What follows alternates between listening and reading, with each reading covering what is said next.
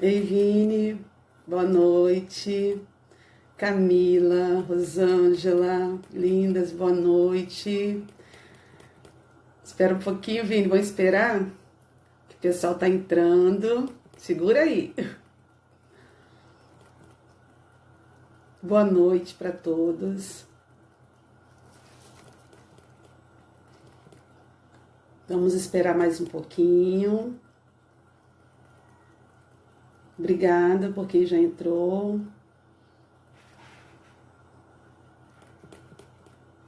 Ei, Camila, boa noite. Liliane, boa noite. Segura aí, gente, um pouquinho. Vamos esperar mais colegas entrarem para a gente começar essa live, que vai ser muito bacana.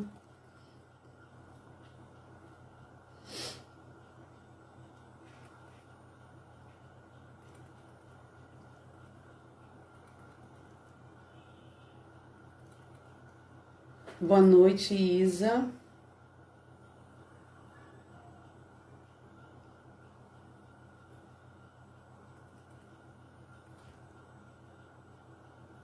Boa noite, Jéssica.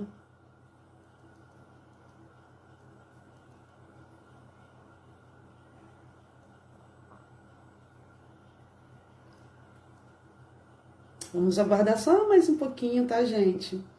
Eu tô muito contente hoje de estar fazendo essa live. Essa live é muito pertinente para nós que trabalhamos com crianças, trabalhamos em atendimento clínico, trabalhamos nas escolas, conhecer um pouco, né, do que faz um terapeuta ocupacional, quais são suas funções e aprender um pouco sobre integração sensorial. Eu falo um pouco porque o tema é bem extenso, mas eu acredito que nós vamos sair dessa noite aqui com bastante esclarecido, né, de muitas coisas em relação ao sistema sensorial e como ele vai impactar em nossas vidas. Até porque todo o nosso comportamento, toda a nossa aprendizagem adquirida, ela vem através dos nossos sentidos. Eu vou chamar o Vinícius, tá? O Vinícius é um colega, parceiro, um excelente profissional que eu admiro, que eu aprendo muito com ele, para ele começar a conversar com a gente sobre o tema de hoje, que é aprendizagem e integração sensorial. Vinícius, eu vou te buscar aqui para você dar o seu boa noite. Aqui, para a gente começar a conversar. Que está pela A Mais. Deixa eu tirar aqui. Aê. Boa noite, Entrou, gente. Vinícius? Deixa eu ver que eu não estou te vendo. Aí, esse sorriso lindo desse meu parceiro. Boa noite, Vinícius. Ei, Boa noite, Lorena, pessoal. boa noite. Sejam bem-vindos. É um prazer também estar aqui essa noite com vocês. Isso. O Vinícius, gente, eu trabalhei na Mais até o ano passado, trabalhamos juntos na Mais, na Associação dos Amigos Autistas do Espírito Santo. E hoje nós trabalhamos na Clínica Multiglia, né? Ele continua na Mais e trabalha na Multiglia conosco, no qual nós desenvolvemos um trabalho também integrado, né? Dentro de cada um dentro da sua área, eu dentro da psicopedagogia, ele dentro da terapia ocupacional, com a terapia Snoozelen, que vai ser um tema mais para frente, né, Vinícius? Nós vamos falar sobre Snoozelen também. Mas hoje nós vamos falar sobre integração sensorial. E eu gostaria que você começasse se apresentando, Vinícius. Ok. Bom, a Lisa já falou boa parte aí, né? Mas vou me apresentar de novo, oficialmente. Eu sou o Vinícius Mota, sou terapeuta ocupacional. Inclusive, sábado agora eu faço aniversário de formado, 4 anos. Maravilha!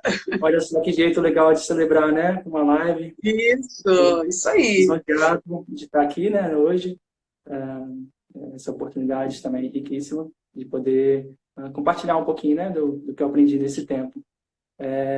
Hoje atuo, né, na nossa querida Mais, há 3 anos, né, que a gente presta serviço essa instituição que eu tanto amo.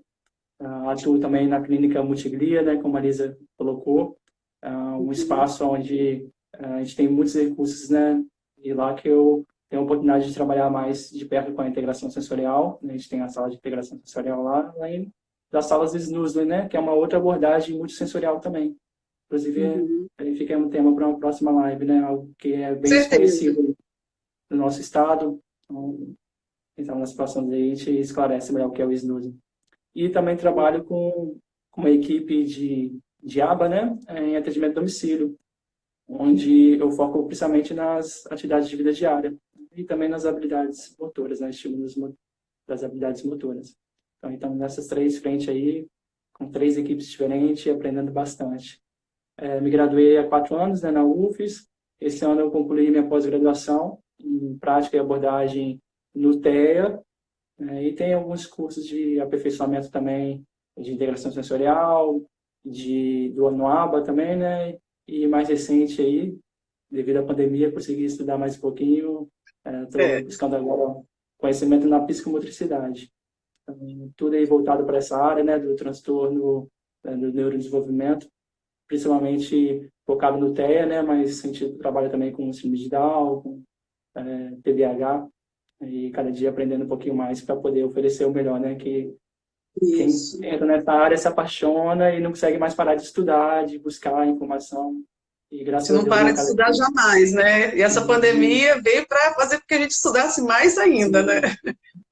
Que bom. O Vinícius, gente, o Vinícius, além, né, desse currículo aí, né, bonito, que ele colocou, ele tem um lado muito humano. Então, eu acho que vindo, né, vem carregando nesse currículo dele uma questão humana também, que eu admiro muito, porque as duas coisas andam juntas, né? E quem conhece o Vinícius vai saber do que eu estou falando. Quem não conhece vai ter o prazer de conhecer. Vinícius, fala pra gente o que faz um terapeuta ocupacional. Vamos fazer a propaganda do TO, né?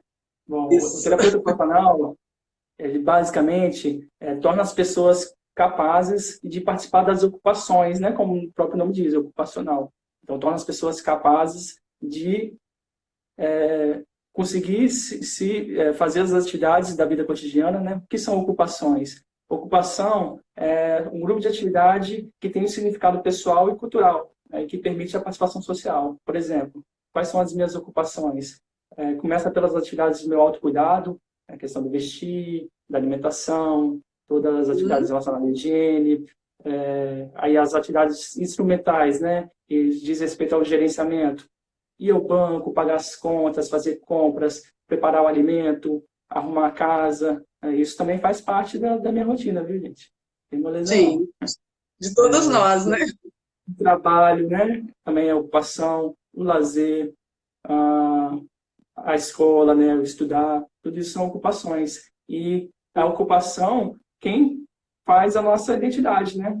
Quando você pergunta quem você é, o que a gente fala? A gente é aquilo que a gente faz. Então, a minha profissão, aquilo que eu estudo, me constitui como pessoa. E até o meu lazer também, né? Aquilo que eu gosto, aquilo com que eu me ocupo do meu tempo é aquilo que eu sou. Então, por isso que é muito importante. Só que existem, né, algumas situações em que as pessoas elas estão impedidas de executar ou de se envolver nessas ocupações, né? Pode ser por limitações, né, na estrutura, na função do corpo, aí todas as questões, né, das limitações físicas, psicológicas, emocionais, e também, às vezes, um contexto social, né? Por exemplo, nesse momento, a gente teve uma quebra aí da nossa rotina e muitas pessoas não estão podendo se envolver nas suas atividades cotidianas, né? Vamos pensar nas nossas crianças que estão sem poder ir na escola. Então, aí os pais estão sentindo na pele o que isso acarreta, né? O não envolvimento nessa situação. Não é algo diretamente ligado a uma problemática de saúde, né? Tem consequências de saúde, mas é uma questão social, né? Que impede as pessoas de poderem circular nas ruas, né? E poder trabalhar da forma como está acostumado, estudar. Então, para todas as situações, o terapeuta ocupacional ele vai propor atividades para que faça essa pessoa tanto reabilitar uma pessoa para conseguir fazer essas tarefas de uma forma mais independente e autônoma possível, transformar o ambiente, adaptar, ver o que é necessário, sempre buscando a qualidade de vida da pessoa. Então, a gente trabalha com todas as idades e todas as situações, né? Reabilitação física, trabalha com saúde mental, trabalha, por exemplo, pessoas em situação de rua, trabalha com afirmações identitárias, né? Por exemplo, com tribos indígenas, quilombolas, afirmações de gênero e tudo, assim, tem, bem diverso. E como que o terapeuta ocupacional, Vinícius, trabalha junto da escola? Hoje nós vamos falar sobre aprendizagem. E como que o terapeuta ocupacional ele atua junto à escola? Então, tudo começou, né, através das instituições especializadas, as APAES, as Pestalozes. Deixa até aqui, né, eu esqueci de falar, que tem uma parte de mim que está na PAE também, né? Eu trabalhei na PAE por anos. Então, a gente sai, assim, por falta de disponibilidade de agenda, mas parte do nosso coração fica, né? Fica, né? Então, uma vez apaiando, sempre apaiando. Isso. Ressaltar, né? Então, o trabalho da terapia ocupacional nesse contexto escolar começou com essas instituições, né, onde o trabalho ele é mais voltado para a reabilitação, né, um trabalho clínico e individualizado, com o objetivo de tornar aquela pessoa capaz de se adaptar, né, à sociedade, à comunidade, à escola. Só que o que aconteceu, né, com a mudança na questão da própria inclusão, né, que passou a não olhar mais as pessoas com aquele olhar da normalização, né, não é mais um indivíduo com deficiência que precisa se adaptar ao ambiente, e sim ao contrário, né, as escolas, o ensino, são os professores que precisam se capacitar para poder oferecer o seu conteúdo, atendendo toda a diversidade. Então, lógico que a inclusão, por mais que seja algo antigo, se você for olhar, né, mas ainda temos que avançar muita coisa, né? Sim, quanto à legislação, quanto às primeiras conferências internacionais, né, isso aí desde a década de 90, mas que vem de fato acontecendo na prática agora, né? Tem local ainda que ainda não posso dizer que existe a inclusão nas escolas. Mas aí, nesse contexto, nesse âmbito, o TO ele não foca mais a sua atuação na pessoa com deficiência. Também, mas vai para além disso. Então, a gente trabalha como o que a gente chama de consultoria colaborativa. Então, a gente atua junto aos gestores no sentido de buscar adequar os espaços, né, romper as barreiras arquitetônicas, né, pensando aí nos deficientes físicos, visuais, auditivos, trabalhando também junto à gestão para adequar os mobiliários que forem necessários, né? Atua com os professores no sentido de toda a elaboração de material teórico, de discussão, para poder, né? É o que a gente está fazendo aqui hoje, conversar sobre alguma condição de saúde específica, sobre alguma forma de alguma abordagem, trabalhar também junto com os professores a questão da adaptação curricular, o processo avaliativo. Então, tem essa atuação bem próxima aos professores também. Com os alunos, de forma a poder, né, através de tecnologias específicas, adaptar material pedagógico, toda aquela questão que o TO já fazia nas instituições especializadas, né? Por exemplo, engrossadores para lápis. Até tenho aqui, deixa eu ver se eu consigo mostrar.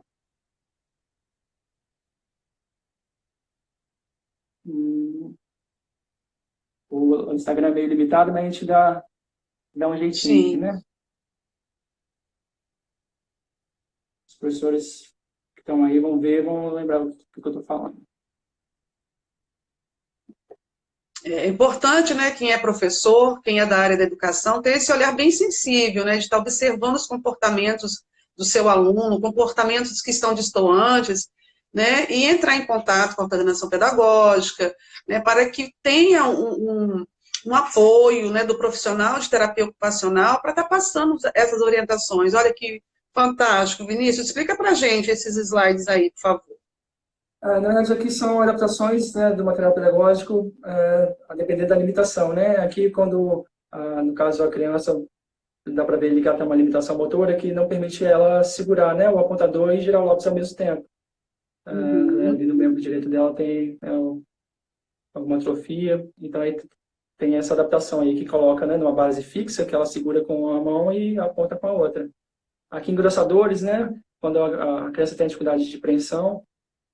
Aqui também é uma outra forma. Aqui engrossadores, né, no pincel, na cola. Uma forma diferente aí de uma adaptação para apreensão de lápis, canetinha. Existem várias, né? Os professores conhecem bem isso. Aqui são feltros, algo bem simples, né? Para poder passar a página. Quando a pessoa não tem a pinça ainda, não tem esse movimento bem consolidado, então não consegue passar uma página de cada vez, acaba passando muito.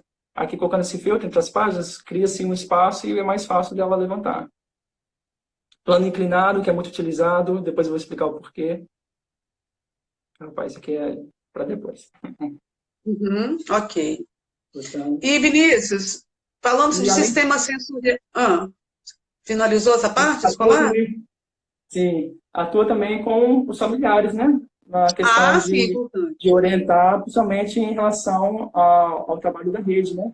De encaminhamentos aos mecanismos de saúde, de lazer, de trabalho. Porque os pais têm aí a informação do que é disponibilizado para eles, né? De recursos, para além da escola. Ótimo. De que maneira o sistema sensorial, Vinícius, vai interferir na aprendizagem do aluno? Só um minutinho. É necessário, hidratar é necessário. A gente está dando para entender, às vezes eu falo muito rápido, né? Se alguém tiver alguma dúvida, tá, gente? Manda depois no direct para a gente, que a gente vai estar disponível depois da live para estar respondendo para vocês, tá, né, Vinícius? Vinícius vai estar disponível também, né? Sim. Vinícius, vai estar disponível para a gente? Claro, com certeza. Ótimo. Então, se alguém tiver alguma dúvida, depois da live, chama a gente. Lorena. Vinícius, fala para mim sobre o sistema sensorial, como que o sistema sensorial vai interferir na aprendizagem da criança. Fala sobre o sistema sensorial para a gente. Então, na verdade, tudo que a gente faz é consequência daquilo que a gente sente, né? Então, o nosso cérebro, ele mapeia a todo momento o nosso corpo e mapeia o ambiente ao nosso redor. Então, toda a nossa ação é consequência de uma percepção. Por exemplo, né? Eu estou aqui, eu estou sentindo a primeira força da gravidade, que exerce um peso sobre mim. Eu estou sentindo a sensação do meu corpo, e isso faz com que eu sinta também os meus músculos, as minhas articulações, e possibilita que eu fique nessa postura, com o tronco elevado. Se eu não sentisse, eu poderia ficar todo caído aqui, não conseguir me ajustar para que vocês consigam me ver, para que eu fique enquadrado na tela. Então, tudo isso é devido a um sistemas sensoriais que estão em bom funcionamento, que me permite esse ajuste. Que dá a segurança da minha postura, o movimento dos meus olhos, que também me permite, são os comportamentos primários que a gente chama, né? Essa é a nossa base. Que ela dá a base para que a gente possa perceber o nosso corpo, ter a coordenação bilateral, né, entre o movimento de ambos os lados do corpo, o planejamento motor, o nível de atividade, o alerta, a atenção, a estabilidade emocional. Tá? Muitos nomes, né? Mas a gente depois vai entendendo melhor o que seria isso. Eu queria fazer uma pergunta, Vinícius, para quem está participando. A gente não vai responder, não. Eles vão, no decorrer da live, descobrir. Eu queria que as pessoas que estão hoje aqui com a gente colocassem o número de sentidos que você conhece. Coloca para a gente aí, quantos sentidos você conhece? Só coloca o número aí, gente, participa com a gente. Depois, no decorrer da live, vocês vão descobrir se vocês acertaram ou não. Vai, Vinícius. Quantos sentidos tem o nosso corpo, né? Isso, coloca aí pra gente, participe. E esse sistema sensorial, ele faz parte aí da nossa aprendizagem desde o início da nossa vida. No primeiro nível, de 0 a 2 anos, a gente chama de sensório motor, igual ao Piaget, né? Também chama essa fase sensório motora. O que acontece? É o período de autorregulação, né, entre a alerta e a atenção. Então, é um momento muito importante da adaptação dos nossos movimentos, porque quando a gente nasce, a gente tem vários movimentos que são reflexos, né, involuntários. São o que faz a criança sobreviver. Por exemplo, o reflexo de sucção para poder mamar, tem alguns reflexos, né, de Moro, e tem várias posturas que são ainda... A criança não tem a vontade e o planejamento de realizar aquele movimento, ele simplesmente acontece. E de 0 a 2 anos, a gente vai perdendo esses movimentos reflexos e eles vão sendo substituídos por movimentos voluntários. Então, nosso sistema nervoso ele vai amadurecendo, vai nos permitindo isso. Então, é um momento muito importante de exploração, de conhecimento. Por isso é muito importante na educação infantil investir em estímulos, né? Estimular a criança, né? Estimular a sentir, a perceber, a explorar, porque é a fase mais propícia para isso, para esse aprendizado. Depois, dos 2 aos 5 anos, que é o nível 2, seria o momento dos mecanismos posturais. Então, através da imitação e da experimentação ativa, a criança passa a integrar melhor os dois lados do corpo, faz o cruzamento da linha média. O que é o cruzamento da linha média? Eu consegui explorar, por exemplo, com a minha mão direita, o lado esquerdo. O bebê, ele só vai até a metade da linha média do corpo, né? Depois ele consegue fazer esse cruzamento, que permite aí depois desenvolvimento em diversos tipos de atividades, né? As reações de equilíbrio, o esquema corporal e a motricidade grossa. Depois, do 5 ao 7, que é o nível 3, seria o momento da percepção. Então, a criança já tem uma discriminação sensorial assim, bem apurada, muito próximo de um adulto. O planejamento motor também já é muito bom. É o momento em que, de fato, se consolida a dominância lateral, né? Se a criança é dessa, se a criança é canhota. Lembrando que a dominância, gente, é a dominância de olho, de ouvido, de membro superior e de membro inferior. Vocês sabiam que tem um olho também, que às vezes, eu sou destro, mas sou destro aonde? Membro superior e o seu olho, qual é o dominante? E o seu ouvido, qual é o dominante? E a perna? E pode ter dominâncias diferentes, né? E o último nível, depois dos 7 anos, que vem aí realmente o momento da aprendizagem. É quando a gente está mais aí maduro para o raciocínio abstrato, aí entra os jogos com regras, né? Uso de ferramentas mais complexas e habilidades também bem apuradas. É importante saber disso, porque a gente vê muito ainda, né, nas escolas forçando a criança, por exemplo, a pegar no lápis, a aprender a escrever muito cedo, né? E acaba pulando essas etapas que são fundamentais para o desenvolvimento. Às vezes, devido ao excesso de estímulo, a criança até aprende a escrever, faz as letrinhas, só que às vezes ela não está com um sistema nervoso maduro ainda para aquilo, porque ela não teve a exploração, ela não desenvolveu a motricidade grossa, e isso vai acarretar problema na escrita futura, que não vai ter jeito, ela vai ter que corrigir, vai ter que voltar a preencher essas lacunas. Por isso é muito importante obedecer, né, esses estágios. Então, as escolas precisam focar muito bem, né, em cada momento o que estimular. Não que não possa, né, pegar no lápis, estimular adequadamente, né? Sim, não pode deixar faltar, né, aquilo que realmente é primordial. Se você falou em questão de idade escolar, em 2009 teve um dado de 5 a 15% das crianças, né, que estão em idade escolar, vão apresentar algum tipo de disfunção sensorial. Então, olha quantas crianças estão dentro de sala de aula, sem as intervenções corretas, né, sem a estimulação correta, sem o olhar clínico de um profissional para poder auxiliar esse professor, né, que também às vezes se encontra numa posição de não conhecer o problema. Então, essa questão de entender essas fases, né, os estímulos e ter essas observações são essenciais. É algo muito sério, né? Porque aí com o advento da tecnologia, você vê que são poucas crianças que realmente são estimuladas, né? Eu não digo nem das neuroatípicas, não, neurotípicas mesmo. A gente percebe aí, né? As crianças estão hiperestimuladas só pelos estímulos aí de tela, e o quanto que ficam presas dentro de apartamento, ainda mais agora na situação que a gente está vivendo, né? Lamentável. Então, por isso aí a gente os pais precisam estar bem atentos e fornecer estímulos variados, né, que é tão importante para o desenvolvimento. Isso aí. Vamos ver o que vai dar no futuro, né? Assim, no futuro vão ter situações para serem corrigidas que poderiam ter sido sanadas, né? Antes, né? A fase da pré-escola é importantíssima por conta disso. Muitas escolas se preocupam muito em alfabetizar, mas os processos que antecedem a alfabetização, tanto motores quanto sensórios, são esquecidos, né? Ou são pouco trabalhados, né? Ninguém dá a ênfase, né? As pessoas não têm dado a ênfase necessária para as questões sensório-motoras. E é na pré-escola. Por isso que estamos aqui, né? Para levar conhecimento, enquanto, né, há tempo. Isso.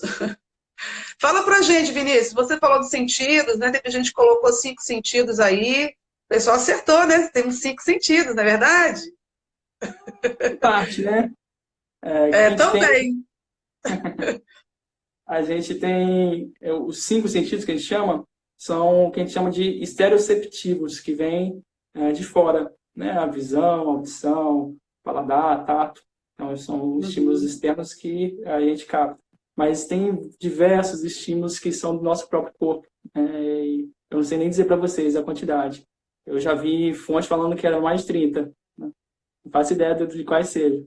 Mas nós trabalhamos principalmente com 7. São os 5, né, estereoceptivos e os 2 assim, fundamentais, muito importantes aí para o nosso desenvolvimento, básico de todos os outros, que é o proprioceptivo e o vestibular. Isso. Então, nós temos 7 sentidos mais trabalhados, principalmente nessa questão da aprendizagem. Né? Como você mesmo disse, existem mais sentidos, tá, gente? Não se limita a 5, aqueles que nós aprendemos nas aulas de ciências, né? Mas nós temos dois outros sentidos que são muito importantes também, que o Vinícius vai estar falando para a gente. Pode continuar. Vai falar agora sobre eles? Você que sabe. Vê se está no seu roteiro. Senão fica mais lá para frente. Segue seu roteiro. É bom já trazer isso, né? Que são 2 sentidos que nem todo mundo conhece. Por exemplo, o sistema vestibular, ele está relacionado com o movimento, né? Então, ele é captado dentro do nosso ouvido. Então, a gente tem diversos dispositivos, onde tem, né, um fluido em que mede todo o movimento da nossa cabeça e também o movimento dos olhos. Então, toda a nossa relação com a gravidade, a relação com o movimento, diz respeito ao sistema vestibular. Para as pessoas, por exemplo, que têm labirintite, né? É bem comum, a gente sempre tem algum conhecido que tem. Então, é uma disfunção aí nesse sistema. A pessoa fica enjoada, né? Com breves movimentos na cabeça. E o sistema proprioceptivo, ele está localizado em todos os nossos músculos, nas nossas articulações, ligamentos, tendões. Então, esses órgãos mandam a informação para o cérebro a todo instante do estado de contração e da posição que está.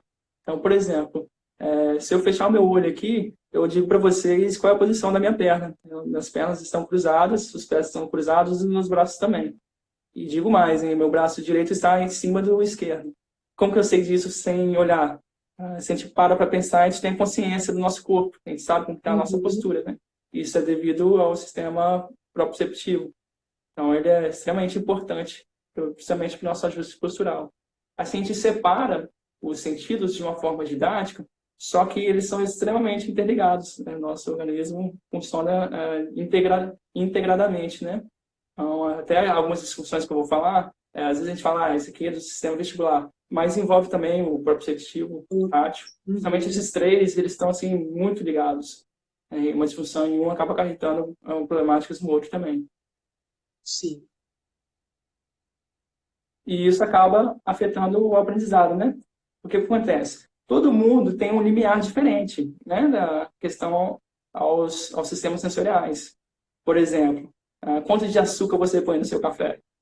Então, isso varia de pessoa para pessoa. Um café muito doce para mim pode não ser um café doce para você. Qual o volume da televisão é tolerável? E você vê que as questões sensoriais é o que causa a confusão, o que causa a discórdia, né? Principalmente aí, dentro de casa. A televisão está muito alta, a comida está muito salgada. Então você vê que as pessoas têm limiares diferentes. Tem gente, por exemplo, que só se consegue se concentrar, né? Ler um livro, ler um texto, trabalhar, se tiver um ambiente bem silencioso. Outros fazem questão de colocar a música, porque com música o rendimento vai aumentar. Outro exemplo assim, de diferenças de limiares. Quando a gente vai num parque de diversões, vamos pegar aí, Trombini veio para Vitória. Nem sei se existe Trombini ainda, né? Qual brinquedo que você costumava aí, Lisa? Qual que você gostava? Eu? Quase nenhum. Da última vez que eu fui, não dei conta. Não dei conta. Meu sistema vestibular não permite. Eu, quando era adolescente, eu buscava os mais radicais. Gostava muito do Kamikaze, do Revolution. Quanto mais girasse, mais prazeroso era para mim. Hoje já não aguento tanto, né? A idade é bacana, né? Então, assim, a gente tem limiares diferentes. Não quer dizer que por você buscar aí no trenzinho, ou só no carrinho de bate-bate, ou só na roda gigante, não quer dizer que você tem uma disfunção aí, né, nesse processamento. Agora, acontece que quando essa alteração em algum dos sistemas, ele começa a afetar a sua rotina, ele interfere na qualidade do seu envolvimento com as suas ocupações, então isso precisa ser investigado, porque realmente pode haver o que a gente chama de transtorno do processamento sensorial, ou déficit do processamento sensorial, na sigla TPS ou DPS. Cada teórico chama de uma forma. Só lembrando também, Vini, que você falou que todos nós podemos, né?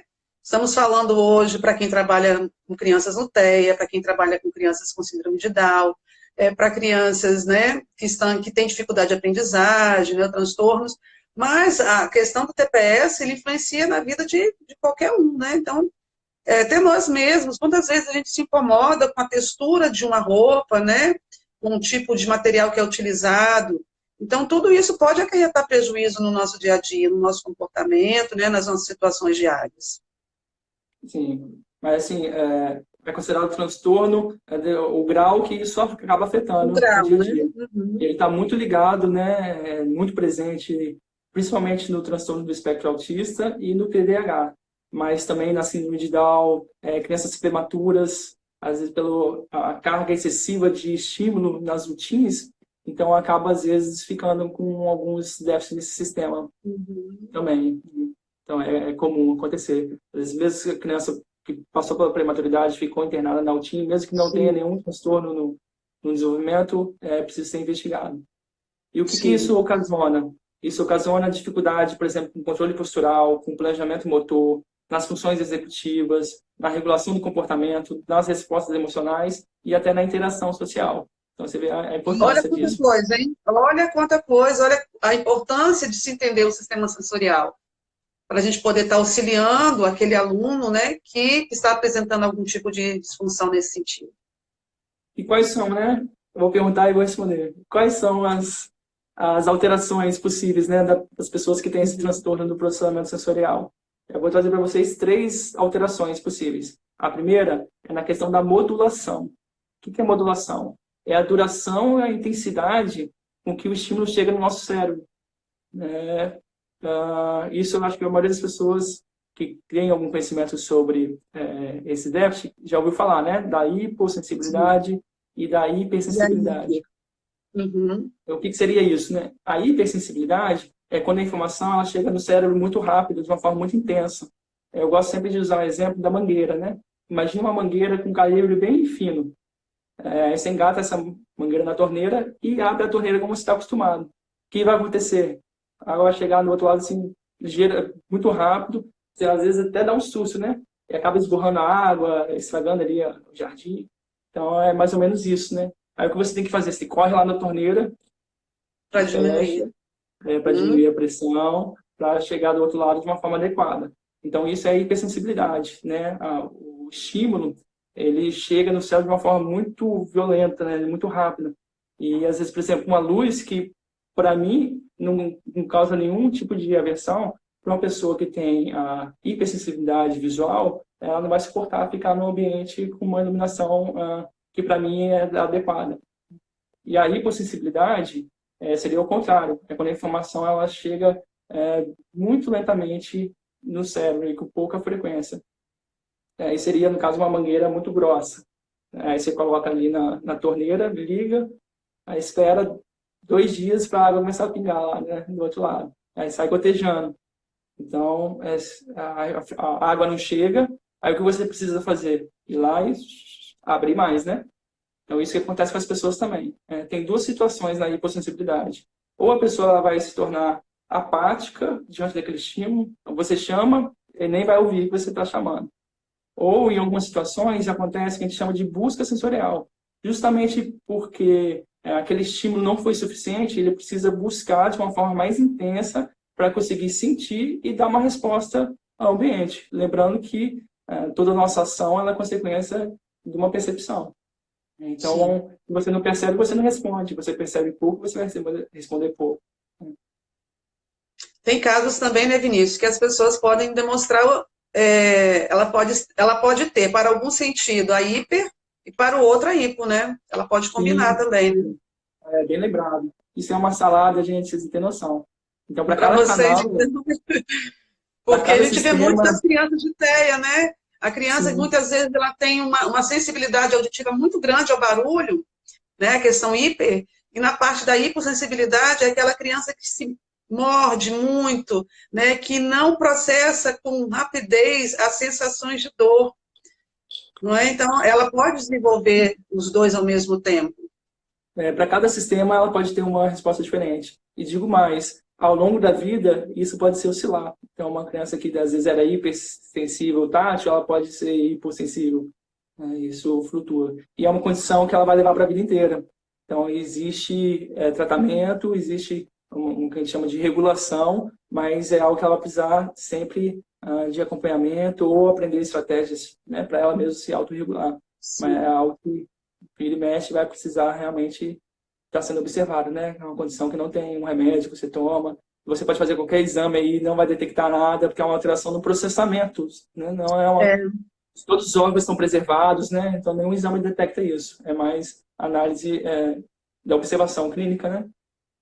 na E escola, principalmente as crianças que apresentam, às vezes, né? Ah, faz exame de vista, né? Para ver se não tem algum problema de visão. Aí o problema não é da tua idade, né? É a audição, é só colocar o aparelho que ele vai ouvir, não. É a forma que ele vai processar esses estímulos que vai fazer a diferença, né? sim. Não é nem sempre na questão da tua idade. Mas eu vou trazer algumas características, assim, que geralmente os comportamentos que são comuns, né? Da pessoa Ok. hipersensível, geralmente são aquelas pessoas que são mais ansiosas, que parecem estar alerta o tempo inteiro. O que é alerta? Alerta é a nossa captação dos estímulos, né?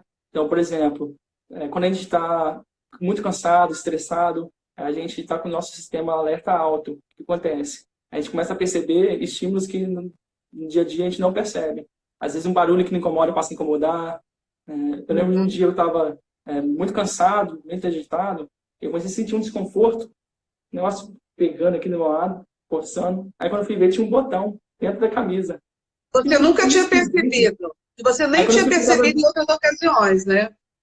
para minha esposa, ela falou, ué, mas toda camisa que tem botão tem esse botão reserva. E eu fui olhar, todas as minhas camisas realmente tinham, e eu nunca tinha percebido. Então, o meu alerta estava alto, né? O alerta baixo, no caso, por exemplo, quando a gente está muito cansado, sonolento, é muito comum assim na depressão, né? A pessoa fica a parte que não percebe os estímulos ambientais. Então, por exemplo, a pessoa está falando que você não está nem ouvindo o que está sendo falado. Então, isso aí é o alerta, né? Então, a pessoa hipersensível, ela está o tempo inteiro alerta, ligada, porque ela precisa observar o ambiente para poder se proteger daquilo que incomoda, né? Então, são pessoas que possuem muita sensibilidade a frio, a calor, não gosta de ser abraçada, criança que não gosta de colo, que não suporta atividade com massinha, com tinta, com argila, com cola, reage a sons inesperados, a sons altos, tapa o ouvido. Aos cheiros também, Vinícius. Nós temos, né, Cheiros. caso, os colegas da Mais aí, a gente se lembra, né, que até cheiro de pipoca, né, trazia um desconforto para determinada criança. Então, a questão olfativa também traz desconforto. Às vezes, o cheiro de um perfume pode até incomodar a criança. Um perfume forte. Isso é muito sério, né? Eu, por exemplo, desde que comecei a estudar os sistemas sensoriais, parei de usar perfume, pelo menos para trabalhar só no final de semana. Porque, às vezes, a gente não sabe, né? O cliente está lidando, a gente às vezes não conhece o perfil ainda sensorial, então eu prefiro evitar. Porque, às vezes, o meu cheiro vai ser aversivo, né? Então, vai atrapalhar toda ali a abordagem devido a algo que, para mim, não é essencial, né? Usar o perfume. Já o banho, sim, né? É bom sempre cheirosinho, porque o odor também incomoda, né? Falou do banho também, Vinícius. A questão do banho, tem crianças que têm nessa aversão a tomar banho porque tive relatos de que a criança sentia até dor, né? Aí, no caso, ela é hiper, né? Hipersensível, Até principalmente tátil. hipersensível. O que acontece? O chuveiro, né? Ele tem, como que ele funciona? Ele tem vários buracos onde a água vem bem esparsa, né? Então, a pressão ela é muito baixa. E isso traz aquela sensação para a gente relaxante, confortável, né? Tipo aquela cosquinha na cabeça. Só que esse toque leve, para a pessoa hipersensível tátil, é como se estivesse perfurando a cabeça, né? Então, por isso é muito difícil de suportar. Aí, nesses casos, a gente, né, avalia se realmente é isso. E, por exemplo, dá a ideia de tomar banho, molhar a cabeça com a duchinha, né, com a mangueirinha. Que aí, como a área é pequenininha, a pressão é Sim, maior. não causa Ou tanto impacto. encher o balde e tomar o banho, né? Pelo menos a cabeça, que é, às vezes, a área mais sensível, com balde. E a aceitação costuma ser boa. Isso aí. Outros comportamentos, né? Evita muita atividade de esporte, então você vê no recreio, assim, são pessoas que ficam mais isoladas nas aulas de educação física, né? Prefere mais computador, celular, ficar, né, jogos mais parados. E alguns comportamentos comuns na hipossensibilidade são, assim, pessoas que são mais ativas, desatentas, movimenta constantemente, não consegue ficar muito tempo parado, sentado na cadeira, realiza muita atividade de uma vez só. A gente vai lembrando, né, dos nossos pacientes. Sim, Né? sim. Já dá para ter uma noção aí, né? Isso. É muito importante a visão dos professores, dos terapeutas, para poder encaminhar, né, para o TO poder avaliar realmente se trata de uma alteração sensorial. Porque algumas vezes acaba sendo comportamental também, né? Sim. Alta resistência à dor, como você falou, né? A criança cai, se machuca, aí Se o professor morde, fica muita criança desesperado, se morde, isso. cheio de ferida, mas ele Bater a cabeça e não sentir dor. Como que a criança bate tanto a cabeça, como ela se morde tanto e não sente dor? Ela se joga e não sente dor. Tem alguma questão sensorial aí a ser trabalhada, com certeza. Sim. E outro tipo de alteração, que eu falei só da modulação, né? Mas existem outras alterações que são muito importantes também e não costuma ser muito divulgado, né? Se tiver as pessoas sempre falando da hiper e da hipo. Mas existe também a alteração da discriminação. A discriminação sensorial, que é o quê? A qualidade do estímulo. Por exemplo, aquelas pessoas que não conseguem diferenciar, por exemplo, o B do P, né? Então, o que está acontecendo? Ela não está discriminando bem o som. Não é uma questão Isso acontece muito na época da alfabetização, a gente percebe muito na época da alfabetização, né? As crianças trocarem o P pelo B, né? O número 9 pelo 6. Sim. A discriminação tátil também. Eu dou um exemplo. Tenta passar uma linha na agulha com luva. É uma tarefa árdua, né? Porque você perde ali a percepção fina, os detalhes que são muito importantes, né? A gente precisa perceber, sentir para poder fazer os ajustes. E quando a gente está com a luva, então a gente bloqueia alguns receptores, né? E isso acaba dificultando o nosso movimento. Então, algumas pessoas têm essa dificuldade nessa discriminação, vai apresentar também dificuldade no manuseio principalmente do lápis, na escrita. É algo muito importante ser observado também. E uma outra alteração é no planejamento motor. O que é o planejamento motor? Primeiro a gente decide, depois a gente planeja e só depois a gente executa. Então, é lógico que a gente não percebe que é milissegundos, né? O nosso cérebro é uma máquina fantástica, né? Então, as pessoas que têm esse déficit no planejamento motor, devido à disfunção no processamento sensorial, ela vai ter muita dificuldade em executar ações motoras novas. Porque o que acontece com a gente? Quando a gente aprende uma atividade motora, a gente consegue, a partir desse aprendizado, aprender outros que são similares. Né? Agora, para a criança que tem essa dificuldade, cada situação nova é um novo aprendizado. Então, imagina. É por isso que eles têm muito apego à rotina. Às vezes até muita rigidez, né? A mudanças. Porque é um gasto energético muito grande. Então, às vezes, eles veem uma mudança e falam, meu Deus, eu vou ter que me desdobrar para poder aprender a fazer isso. Então, isso é algo que precisa ser observado também. Aí, geralmente, são pessoas desajeitadas, que tropeçam muito, esbarra, tem dificuldade, não estabelece a dominância lateral, dificuldade com esporte, muito dependente das atividades de vida diária, apresenta dificuldade com leitura, com escrita, dificuldade no traçado das letras, na junção das sílabas, reversão também, né, de letras, na leitura, na escrita, dificuldade para seguir comandos verbais. Então, tudo está relacionado ao déficit do planejamento motor. A gente vê muito também algumas crianças que se recusam a fazer algumas atividades, né? e pede para fazer, por exemplo, numa atividade de psicomotricidade, pede para fazer o circuito, né? No circuito isso acontece muito, né? Parece que eles não conseguem, né, fazer esse planejamento e executar. E eles realmente não estão conseguindo. Então, tem que ter... Andar de geralmente, bicicleta, né? Muito complexo. Isso aí. Isa, vou ter que dar uma acelerada aqui, hein? Tem tanta coisa a falar. Tá bom. A Marcele, que é nossa fonoaudióloga lá da Multiglia, nossa amiga, está falando também no planejamento motor da fala. Né? A fala Sim. também entra nessa questão. Com certeza. Tudo que eu falei é para todos os sistemas, né? Uhum. Acelera aí então, Vini, que a gente tem coisa para passar. Bom, a boa notícia tá bom, é que existe... o pessoal está gostando. A boa notícia é que existe tratamento para isso, né? Sim, agora vamos ao tratamento. Se eu percebo essas dificuldades no meu filho com TEA, ou em mim mesma, muitas vezes, como que eu vou buscar ajuda e como que o TEA vai poder me auxiliar? Então, na década de 60, eu vou falar bem rápido, uma terapeuta ocupacional, a Anna Jane Iris, ela começou a perceber como que os sistemas sensoriais afetavam o aprendizado das crianças. Então, ela era uma terapeuta ocupacional que trabalhava nas escolas. E ela começou a fazer, né, várias avaliações e perceber que existia uma coisa que estava influenciando ali, que era independente da criança ter ou não déficit neurológico. Aí que ela montou toda uma teoria, que é uma teoria neurocomportamental da integração sensorial. E daí surgiu a terapia de integração sensorial. Quais são os objetivos dessa terapia? É intervir diretamente nesses sistemas sensoriais, né, identificando quais os sistemas precisam ser regulados, né? Então, além do trabalho que é feito na clínica, a gente trabalha com a orientação, né, dos cuidadores, dos professores, para que eles possam saber qual a influência dessa alteração no dia a dia e de que forma eles podem modificar o ambiente, de que forma pode modificar a terapia, o planejamento das aulas, de forma a atender, né, as necessidades dessas pessoas, bem como quais estímulos precisam ser feitos para ajudar na regulação.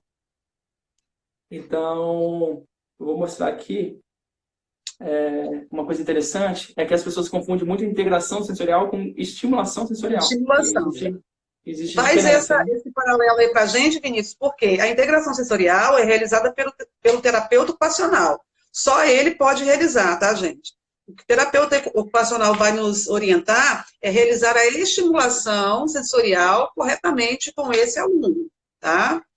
Ele vai explicar aí para a gente agora. A diferença de integração tá viradinho, Vini. Eu acho que a gente não vai conseguir ver, porque tá virado.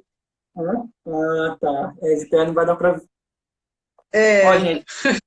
Bom, o Vinícius também trabalha com malabares, então ele consegue não, Vini? Você trabalha com malabares, não deu, né? Aí, dá livro para tudo. Aí, explica pra gente. Então, aqui é o seguinte, né? O objetivo da integração sensorial é o desempenho funcional em várias configurações. A estimulação, ela tem ali um ambiente e uma situação específica. Então, o resultado da integração sensorial é a longo prazo. Então, a gente trabalha na clínica para que a pessoa consiga render em todos os ambientes, de uma forma a longo prazo, né? A estimulação você vai fazer ali, por exemplo, antes da terapia, para que ele consiga, por exemplo, sentar na cadeira. Você vai fazer ali uma estimulação num canal sensorial específico. Então, a integração sensorial ela é feita pelo TO, com a capacitação, né, devido à capacitação da integração sensorial, que não é algo que a gente vê na faculdade, é um curso que precisa se especializar. E a estimulação sensorial, não, aí é os terapeutas, os pais, os professores, que é muito importante que realmente façam essa estimulação orientados pelo TO, né? O ambiente da integração é clínico, com um ambiente aí com os equipamentos, né, que forneça diversos estímulos ao mesmo tempo, aí está a integração, né, que a gente precisa estimular principalmente os 3 canais, o tátil, o proprioceptivo e o vestibular ao mesmo tempo, o que você não consegue fazer, né, no ambiente domiciliar, na escola. E o contexto, no caso da integração sensorial, é o brincar, né? A gente fornece esses estímulos ao mesmo tempo que oferece desafios que são guiados pela própria pessoa, né? Então, é uma terapia autoguiada. A gente vai mediando o ambiente para ir desafiando, né? Porque não basta a gente simplesmente dar o estímulo, a gente precisa fazer com que a pessoa consiga responder adequadamente ao ambiente, diferente da estimulação sensorial, que não tem esse objetivo. Uhum. Aí existe a dieta sensorial, né? Que é quando o terapeuta ele fornece aos outros profissionais, aos professores, aos pais, quais os estímulos que precisam serem feitos no dia a dia para ajudar a pessoa a responder melhor ao ambiente, né? E isso é muito importante, que complementa o projeto pedagógico do professor, né? Auxilia na aquisição das habilidades, na aprendizagem e até no desenvolvimento cognitivo, emocional. Ideal que tivesse, né, Vinícius, um terapeuta ocupacional, né, que as escolas se preocupassem em contratar um terapeuta para fazer essa dieta sensorial, para fazer, né, essa investigação e trabalhar com as crianças que apresentam algum tipo de transtorno, né? Na verdade, o terapeuta ocupacional ele não é contratado fixo, né, na escola, né? Ele presta esse serviço de consultor. Então, vai lá, avalia, passa alguns meses, faz a formação então seria algo que não seria nem tão oneroso, né, para as escolas. E ajudaria bastante, né? Aí, no caso, o TO, quando ele vai na escola trabalhar mais específico para os sistemas sensoriais, quais vão ser os objetivos, né, dessas dietas sensorial? Adequar a busca sensorial, né, para o programa pedagógico a ser iniciado, aumentar a atenção, a concentração durante as atividades, participar ativamente das atividades em classe também, realizar atividades como sentar, né, o mais básico, ler um livro, escutar comandos, prestar atenção, fazer atividades de escrita, de pintura, de recorte. Adequar o ambiente também, né, Vinícius? Adequação do ambiente, né? Perceber se esse ambiente não tem muito estímulos também, né? Fazer essa adequação, né? Como você disse, as questões motoras também, que influenciam. Inclusive, a gente tem uns 8 minutinhos, acho que a gente pode usar esse momento final para trazer aí algumas dicas práticas, né? Para os professores. Sim. Isso. Terapeutas e pais também, né? Porque é mais agora que as crianças estão tendo que fazer as atividades pedagógicas em casa, é muito importante aí a organização do ambiente para poder favorecer. Eu acho que os pais querem em prática, né? A Jéssica tá doida querendo umas soluções aí pro Júnior, né, Jéssica? Regina. Falei difícil, agora vamos para a parte, né, que realmente importa. Vamos lá. Isso. A fundamentação é extremamente importante, né? A gente precisa entender o que a gente está fazendo. Uhum. Quanto à organização do espaço, olha só, eu vou dar dicas que são assim gerais, né? Mas lógico que o ideal é a gente conhecer o indivíduo, saber o perfil dele, para poder analisar e dar orientações assim bem assertivas, né?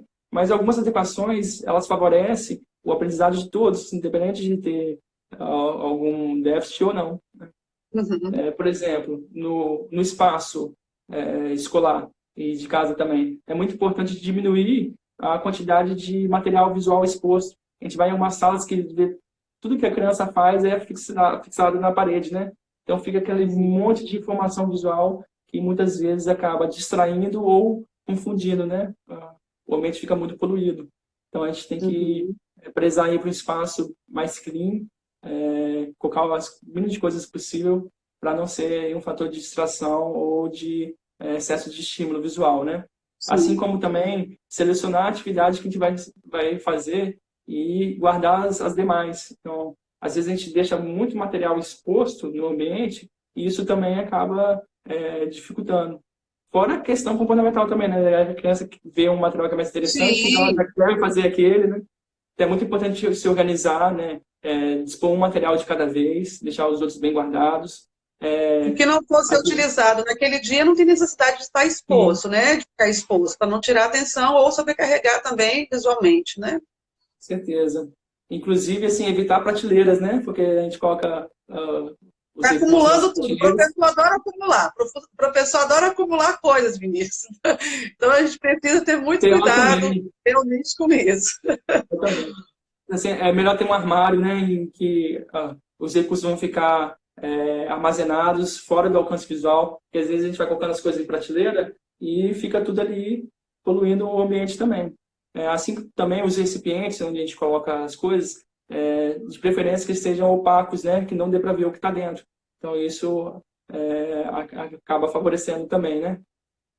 É muito importante o uso diferenciar, por exemplo, os painéis da escola, né? Usar sempre, por exemplo, o branco para letra, o vermelho para número, o azul para animais. Então, isso já vai facilitando ele entender a associação, né, da cor com o que pretende ser trabalhado ali. Sim. A mesma coisa também é trabalhar muito com contrastes.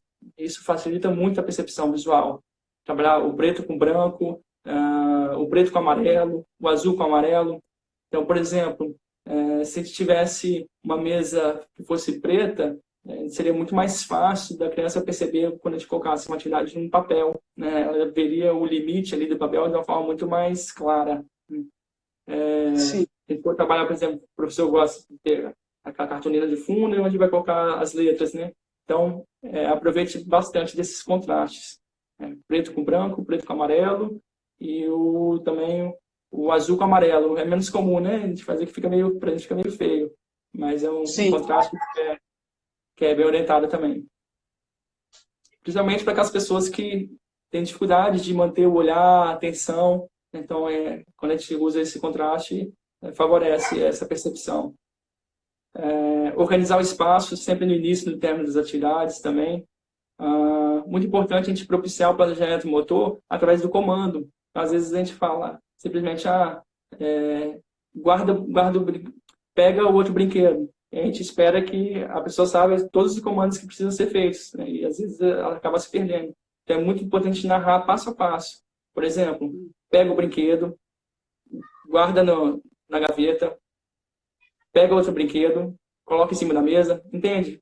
É como se fosse... Isso tem que virar uma rotina também, para que ele compreenda através da rotina, né, Vinícius? Tudo precisa ser destrinchado, né? Principalmente aquelas crianças que não têm um planejamento e acabam ficando perdidas, né? Então elas ficam sem agir porque elas não sabem nem por onde começar. Às vezes dá um comando que é muito complexo. Para aquelas pessoas que são mais agitadas, que não conseguem ficar paradas, algo que é interessante é dar tarefas motoras. Por exemplo, você vai pegar um material, pede para ela pegar para você, entendeu? Porque aí é o momento que ela vai levantar, ela vai carregar peso, então ela vai ter aí um input sensorial próprio. Pode ser o ajudante da sala, ajudante do dia, né? Pedir para levar um recado na outra sala. Isso, exatamente. Então, aí ali ela vai saciando os estímulos que ela necessita, né? E no momento adequado, ela vai estar mais propícia a prestar atenção. Sim. Outras questões a respeito de planejamento das atividades, por exemplo, sempre antes do início das atividades, apresentar uma rotina, mostrar o que vai ser feito, se puder, né, com pistas visuais, aquilo que vai ser feito naquele momento. Ao final da atividade, resgatar o que foi feito, né, para a criança possa ir memorizando, consiga expressar aquilo que foi realizado. Importante intercalar o tipo de atividade, de preferência, por exemplo, uma atividade de percepção visual, antes de uma de coordenação motora grossa, antes de uma coordenação motora fina. E aí você vai preparando ela para as atividades de coordenação motora fina, que são as mais complexas. Então, a gente vai trabalhando todos os níveis. Sempre anteceder as atividades do dia, né? Anteceder, falar sobre a atividade que vai ser feita, né? Sim. Explicar passo a passo o que vai ser feito durante todo aquele dia. Exatamente. Às vezes sinalizar o início, a transição de atividade com sons, com música, o estalo dos dedos, né? Porque às vezes só o comando verbal não é suficiente, ela às vezes tem, né, alguma déficit na discriminação auditiva e ela não consegue perceber, né, essas mudanças. Às vezes até fala, né, para a gente mudar a entonação de voz, para poder destacar algum ponto da frase, mas às vezes isso não é suficiente. Então a gente utiliza esse recurso também do estalo. Muitas vezes o toque firme também, né, segurar a criança com um toque mais firme no ombro, na coxa, para poder dar um comando. Isso a gente fornece um input e melhora, no caso, a atenção dela antes de dar o comando. Gente, nosso tempo está acabando, né, Vini? Ixi. Vou tentar salvar a live, tem muita gente pedindo, tá? Para que a live seja salva, vamos tentar salvar. E faltam 20 segundos para agradecer, Vini, tá? Muito obrigada por você ter participado com a gente, aceitado o convite, a mais ser disponibilizado, entrar pelo canal dela. Um abraço para todos que participaram, para esse Cadal que entrou, para a Montiglia que entrou, para todos os colegas profissionais, tá? Que aqui estão, aos pais, às mães. E eu acho que a gente vamos dar uma voltinha, né, para o Vinícius finalizar. Vai